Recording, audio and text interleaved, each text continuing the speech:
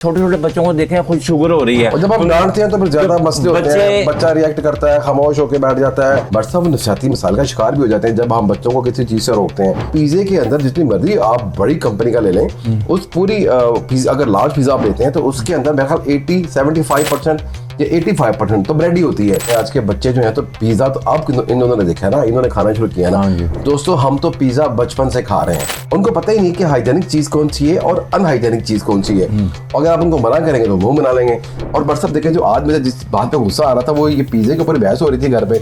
और जब वो डिलीवरी बॉय लेके आया और मैं तो उस वक्त मैंने अपने ना मतलब सर को पकड़ लिया। मैंने कहा यार ये क्या, फ्रूट खाएं, सब्जियां खाएं, गोश्त खाएं। जब दोस्तों यकीनन आप एग्री करेंगे, जब ये चीजें ये वाले खाने आप बच्चों के सामने रखते हैं ना रात को, तो बच्चे ऐसे मुंह बना लेते हैं कि वो कहेंगे जी मेरा दिल नहीं कर रहा, जी मैंने नहीं खाना। वो इसलिए नहीं खा रही थी कि उन्होंने सोचा हुआ कि रात को पिज्जा खाना है। वेस्ट से इसलिए स्टार्ट हुआ था कि इजी फूड था कि अगर आपके पास टाइम नहीं है, आप घर पे कुकिंग नहीं कर सकते, तो आप थोड़ा वक्त गुजारने के लिए बाहर से बर्गर ले लेंगे, पिज्जा ले लेंगे। मतलब उनकी जो प्रॉब्लम थी जिस वजह से उन्होंने इस फूड को ईजाद किया, लेकिन हमने इस फूड को अपनी जिंदगी का हिस्सा बना लिया।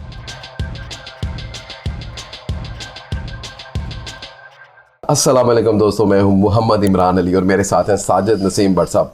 दोस्तों एक बहुत बड़ा मसला है जो तकरीबन हर वालिदैन को फेस करना पड़ रहा है आजकल के दौर में। और जब से ये यूनिक किस्म के फूड आए ना मार्केट के अंदर, तो बड़े से बड़े मसाइल पैदा हो गए हैं। मैं आज का वाक़या सुनाता हूँ कि जी खाना घर पे भी बना हुआ है, बड़ा अच्छा खाना बना हुआ था। डेफिनेटली जब घर पे आप खाना बनाते हैं, वाइफ ने खाना बनाया, और जब खाना इतनी मेहनत के साथ बनता है, इतना उसके ऊपर टाइम लगता है, और जब बच्चे अच्छे तरीके से ना खाएं तो मेरे को गुस्सा आता है ना, बट सबके क्यों नहीं खाया जा रहा। अच्छा, वो इसलिए नहीं खा रही थी कि उन्होंने सोचा हुआ कि रात को पिज्जा खाना है या जिंगर बर्गर खाना है या कोई ऐसी चीज खानी है, जितना जंक फूड है सारा खाना है। अच्छा बट साहब मुझे बड़ा गुस्सा आ रहा था क्योंकि काफी देर से ये प्रैक्टिस चल रही है, जब भी खाना बना होता है तो बच्चे सही तरीके से खाते नहीं है।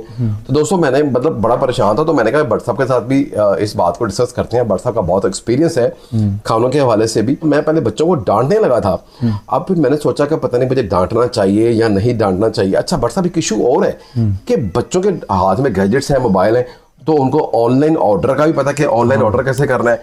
तो मुझे बात का तब पता चलता है कि जब वो घर पे पिज्जा वाला जो डिलीवरी बॉय होता है वो पिज्जा लेके आया होता है, नीचे खड़ा होता है, और बच्चे अपनी मम्मा को कह रहे होते हैं कि जी पापा से कहें कि 200 रुपये कम हो रहा है, तो वो मैंने नीचे देना पिज्जे वाले को, तो वो 200 रुपये पापा से लेके दे दे। अच्छा वो जब मेरी वाइफ मुझे कहती है कि नीचे वो पिज्जे वाला आया हुआ पिज्जा लेना है, मैंने कहा किसने ऑर्डर किया? जी बच्चों ने कर दिया। मैंने कहा वो खाना देखो, इसलिए वो खाना नहीं खा रहे थे क्योंकि उन्होंने पिज्जा खाना था। बट साहब मुझे ये बताएं कि ये क्या इशू है यार, ये मतलब ठीक है, और ये जो जंक फूड है ये तो मतलब मैं उसको ये नहीं कह रहा कि बहुत ही बुरी चीज है, लेकिन फिर भी कभी हो गया, बट साहब कभी हो गया ना। अभी इसकी रूटीन बनाना, मतलब मैं तो बहुत परेशान था। बट साहब क्या कहते हैं, आपका बहुत एक्सपीरियंस है इस बारे में। ये ना हर घर की मसला है, हर घर की प्रॉब्लम है, ये आपके घर के नहीं है। अच्छा, अक्सर घरों में ये प्रॉब्लम होती है। लेकिन ये जो पिज्जा, ये शवारमा, ये बर्गर जो है ना, ये पहले जमाने में कभी ईद बकरीद होती थी ना, तो लोग ना खाते थे और अपने बच्चों को सैर करने लगे तो खाना खुना ना पकाया, आउटिंग के लिए गए तो उन्होंने छोटी खुराक के लिए उनको जो ये बर्गर खा ले, थोड़ा बहुत गुजारा हो जाए, घर में जाके खाना खा लेंगे। इसी तरह ये बर्गर लगता ऐसा लग गया कि हर घर में डेली बर्गर शवारमा ना जाए ना तो बच्चे खाना ही नहीं खाते। हाँ अच्छा बट साहब देखिए, जैसे ये पिज्जा और ये जितनी बर्गर्स वगैरह की हिस्ट्री है आपको ही पता है, जो देख रहे हैं उनको ही पता है कि वेस्ट से शुरू हुई थी, ठीक है ना, क्योंकि वहां पे कोई ट्रेंड और था, लोगों के पास टाइम इतना ज्यादा नहीं होता था, और वो ऑलमोस्ट वहां पे लोग सेपरेट ही रहते हैं बेशक। क्योंकि जैसे हमारा कंबाइंड फैमिली सिस्टम है, पाकिस्तान की मैं बात कर रहा हूँ, हमारे कंबाइंड सिस्टम है, हम इकट्ठे रहते हैं, माँ बाप बहन भाई सब घरों में इकट्ठे रहते हैं ना, तो कलेक्टिव फूड्स होते हैं, कलेक्टिव खाने होते हैं। तो ये वेस्ट से इसलिए स्टार्ट हुआ था कि इजी फूड था कि अगर आपके पास टाइम नहीं है, आप घर पे कुकिंग नहीं कर सकते, तो आप थोड़ा वक्त गुजारने के लिए बाहर से बर्गर ले लेंगे, पिज्जा ले लेंगे। इस हिस्ट्री को का तो सबको पता है, लेकिन हमने मतलब उनकी जो प्रॉब्लम थी जिस वजह से उन्होंने इस फूड को ईजाद किया, लेकिन हमने इस फूड को अपनी जिंदगी का हिस्सा बना लिया। हमारे माँ बाप को ये चाहिए कि बचपन से ना ये इनको तरबियत दें, ये तरबियत का सारा तो आपका क्या ख्याल है कि इसमें माँ बाप का कसूर है? मेरा ये कसूर है कि माँ बाप जो इसको छूट देते हैं ना, इनको खाने की बताएं कि भिंडी में क्या खासियत है, शलजम में क्या खासियत है, गोश्त में क्या खासियत है, इनको ना तज्जिया किया जाए ना, बच्चों के जहन में ये बात डाली जाए नहीं चाहिए कि ये खुराक खाने से ये फायदा होता है, ये खुराक खाने से ये फायदा होता है। हम लोग जब बच्चों को डांट देंगे, बेचारे डांटेंगे, उनको पता नहीं लगेगा, वो जिद करेंगे, उनको क्या पता। जब तक आप उस चीज की खासियत का, अहमियत का नहीं बताएंगे ना बच्चे को, तो बच्चे के जहन में वो बात नहीं जाएगी। आप बच्चे के जहन में डालना शुरू कर दें, हल्की हल्की हल्की हल्की इसको पंच करते रहेंगे ना तो फिर बच्चे के दिमाग में पक जाएगा। वो यकीन करें वो बर्गर देखेगा भी नहीं और खाएगा भी नहीं। उसको बताएं भाई इसमें ये है, हाइजेनिक नहीं है, ये मैदे को तकलीफ देता है, ये आने वाले वक्त में छोटे छोटे बच्चों को देखें खुद शुगर हो रही है। और डॉक्टरों ने क्या कहा जी, इसको बाजारी जंक फूड, बाजारी बिस्कुट वगैरह, बाजारी चिप्स वगैरह, जितनी मर्जी बड़ी कंपनी का चिप्स हो, जितनी मर्जी बड़ी कंपनी का ये अपना शवारमा हो, जितनी भी चीजें हैं, ये चीजें अनहाइजेनिक है। और बच्चों के जब हम बच्चों को बताएंगे तो बच्चे आप खुद बहुत नफरत कर लेंगे। ये हमारा कसूर है, हम बच्चों को बताते हैं, हम उनको डांट देते हैं कि यार तुमने ये चीज नहीं खानी, तुमने खाना नहीं खाना। और जब हम डांटते हैं तो फिर ज्यादा मसले होते हैं, बच्चा रिएक्ट करता है, खामोश होकर बैठ जाता है। उसको हमने अगर डांटा का ये चीज नहीं खानी तो वो रिएक्शन में भी आ जाता है बात का। और बात बच्चे ये होते हैं बट सब नफसियाती मिसाल का शिकार भी हो जाते हैं जब हम बच्चों को किसी चीज़ से रोकते हैं। आपकी बात बड़ी अच्छी कि उनको तरीके से ही समझाना पड़ेगा। अच्छा बट साहब देखें, मैंने ये भी नोट किया है कि जब आप बच्चों को समझा भी रहे होते हैं ना कि बेटा ये जो आप गोश्त खाते हैं, मतलब आप बकरे का गोश्त खा रहे हैं इसका ये फ़ायदा है, आप मुर्गी खा रहे हैं इसका ये फ़ायदा है, मतलब जितनी भी अब सब्जियां दालें आप ये चीज़ इनके ये फ़वायद हैं। जब आप पिज़्ज़ा खाते हैं ना तो उसका कोई फ़ायदा नहीं है। बट साहब आप देखें ना, अगर जो पिज़्ज़े की जो ब्रेड होती है जिसको उसकी रोटी बोलते हैं पूरी, अगर आप वो देखें तो एक पिज़्ज़े के अंदर जितनी मर्जी आप बड़ी कंपनी का ले लें, उस पूरी अगर लार्ज पिज़्ज़ा आप लेते हैं तो उसके अंदर मेरे ख्याल 75% या 85% तो ब्रेड ही होती है। उसके ऊपर एक लेयर होती है चीज़ की और उसके ऊपर वो चिकन लगाया होता है, थोड़ा सा कुछ वेजिटेबल्स लगाई होती हैं, ठीक है।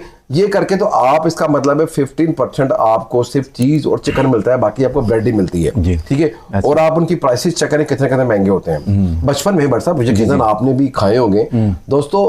ये आज की जनरेशन जो है, आज के बच्चे जो हैं, तो पिज्जा तो अब इन दोनों ने देखा ना, इन्होंने खाना शुरू किया ना दोस्तों। हम तो पिज्जा बचपन से खा रहे हैं। वो पिज्जा जो है ना बट साहब, मेरी नानी बना के खिलाती थी, मेरी दादी बना के खिलाती थी। असल पिज्जा वो होता था, और बट साहब वो होता था देसी पिज्जा। अब आप मुझसे पूछें देसी पिज्जा क्या था? हाँ जी, देसी पिज्जा जैसे आलू वाली रोटी हो गई। अब मैं आपको बताता हूँ बट साहब, वो थे आलू वाली रोटी, ठीक है। वो इतने अच्छे, उसके अंदर आलू की पीठी होती थी और पूरा घी लगा के वो नानी दादी बना के खिलाती थी।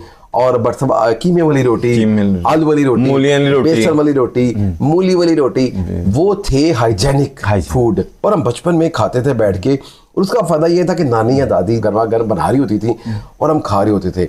इतना मजा आता था दोस्तों। और आज के बच्चे वो रेडीमेड चीजें आ जाती है, तो चले मैं कह रहा हूँ महीने में एक दिन खा लें, ठीक है ना, ट्रेंड है ना। हाँ, ट्रेंड। बट सब जो सबसे बड़ा बिगाड़ है ना, वो हमारे सोशल मीडिया का भी है, वो हम लोगों का भी है। अब सपोज आपको पता होगा कि हम भी फूड व्लॉगिंग करते थे दोस्तों, हम भी फूड व्लॉगिंग करते थे। मेरा चैनल बेसिकली फूड व्लॉगिंग ही था। और हमारा जो फूड व्लॉग बनाने का मकसद ये था कि जो पुराने खाने हैं ना, 100 साल पुराना खाना है, कोई 70 साल पुराना खाना है, जो हाइजेनिक फूड बेचते हैं, जिनकी तारीख है, जिनकी हिस्ट्री है, जो पार्टीशन से पहले के खाने हैं, पुराने फूड स्पॉट हैं, वो आपके साथ शेयर किए जाए, ताकि आपके साथ हिस्ट्री को शेयर किया जाए। दोस्तों मैं लास्ट वीडियोस में आपको बता भी चुका हूं कि हमने फूड व्लॉगिंग तकरीबन क्विट कर दी हुई। उसकी वजह ये थी कि जो पुराने खाने वाले लोग हैं वो तकरीबन अब बहुत कम रह गए, हम सारे कवर कर चुके हैं। और अब आ गया जंक फूड हम कवर नहीं करते, ऐसे ही ना बट सर शायद एक आधा किया होगा, उसके बाद हमने सोचा कि हमने ये नहीं करना, क्योंकि जिस चीज को हम खुद ही लाइक नहीं कर रहे तो उसकी प्रमोशन आपके साथ क्यों करें, उसका आपको क्यों बताएं हम, ऐसे ही ना बट साहब। तो इसलिए हमने फूड व्लॉगिंग क्विट कर दी थी। ये जो पिज्जा बनाते हैं ना, इसके अंदर सोडा डाल दिया जाता है।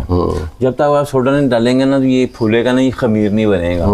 जब ये खमीर नहीं बनेगा तो वो टेस्ट वो सॉफ्ट नहीं होगा। तो आपको पता है जब थोड़ा इंसान ये केमिकल खाएगा तो उसकी नाड़ें जो है ना वो उसको डैमेज करता है, वो उसको ना जख्मी करता है, वो उसमें ना बीमारियां पैदा हो जाती हैं। और वो जो वाल्व्स होते हैं ना वो भी ना जाम होने शुरू हो जाते हैं, वाल्व बंद होने शुरू हो जाते हैं। मायोनीज होती है, हाँ जी। अब आपको नहीं पता कि कौन सी मायोनीज। देखें दोस्तों, हम किसी चीज से डिस्करेज नहीं कर रहे, मैं अपनी बात कर रहा हूँ जो मैं फेस कर रहा था। तो मैंने भट्ट साहब से पूछा कि मैं यार भट्ट साहब ये इशू चल रहा है, क्यों ना इस पे बात करते हैं। और जो दोस्त जिनको ऐसे इश्यूज अपने घरों पे ऑलमोस्ट 90% लोगों को ये फेस करने पड़ रहे होते होंगे, आप इसको किस तरीके से डील करते हैं, या आप भी मेरी तरह मतलब परेशान ही रहते हैं? मतलब डेफिनेटली आप भी चाहते होंगे कि आपके बच्चे भी जो हेल्दी चीज़ें खाएं, लेकिन ये जो अनहेल्दी चीज़ें हैं ये भी बच्चे खा रहे होते हैं। तो अब आप कमेंट्स में जाके आपने बताना है कि बच्चों को किस तरीके से मतलब समझाया जाए कि वो ठीक है वो खाएं, महीने में एक दो पिज़्ज़ा खा लें, लेकिन हेल्दी चीज़ें भी खाएं, आजकल ये है कि ना माँ बाप के पास टाइम है ना बच्चों के पास टाइम है। असल मसला ये है कि तरबियत क्यों हमारी दूर जा रही है कि हर बच्चा मोबाइल के ऊपर लगा हुआ है और माँ बाप को उनको यानी कि कंपनी देने का टाइम ही नहीं है। जब तक आप अपने बच्चों को कंपनी नहीं देंगे, सब चीज़ें अपने बच्चों के लिए आप कमाई करते हैं, भाग दौड़ करते हैं, सुबह से लेकर शाम तक मेहनत करते हैं, लेकिन वो बच्चे की वो जिसके लिए आप कर रहे हैं वो ही फल फूल नहीं रहा तो वो मेहनत करने का क्या फ़ायदा। ऐसी मेहनत का कोई फ़ायदा नहीं है जब तक आप अपने बच्चों को तरबियत नहीं देंगे। दिन रात आप मेहनत करते हैं, स्ट्रगल करते हैं, बाहर जाते हैं, धूप छाँव में बारिश में अपने काम पे जाते हैं, और किन के लिए जाते हैं? अपने बच्चों के लिए जाते हैं। और आपके बच्चे अगर वो गलत चीज़ खा लें, आपकी हाक हलाल की कमाई वो हराम जा रही है, वही डॉक्टरों पर लगेगी, वही हकीमों पर लगेगी, तो इसका क्या फ़ायदा। सबसे पहले आपने बच्चों को तवज्जो दें, उनको इस बात पर डिस्करेज करें कि यार ये चीज़ ऐसी नहीं है, एक मरतबा, दो मरतबा, तीन मरतबा करेंगे तो इंशाअल्लाह ताला वो मान जाएंगे। असल इशू ये है दोस्तों, बट साहब की राय भी आपने सुनी, मेरा कैथारसिस भी आपने सुना।